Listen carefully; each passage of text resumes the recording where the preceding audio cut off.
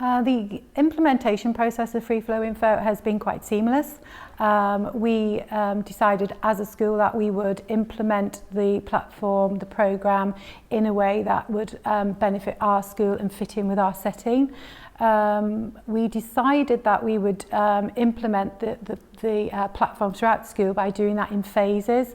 So we began with the early years who use camera a lot to capture moments. So we introduced it down in the early years.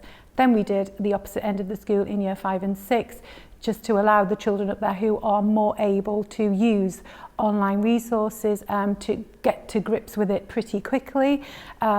Again, we used ambassadors that we trained and we recruited in order to teach younger children how to log on, just that initial process of using something that was new.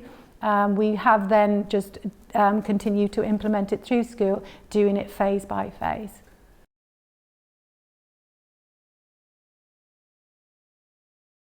What we thought we would do is that because this is a very child-centred kind of platform where children can promote their own learning and share that with their parents, and obviously bringing teachers and parents and that kind of link closer together, we did think that it would be appropriate for the children to educate themselves and each other in that process of knowing what it was about, explaining what it was, and again how to use that.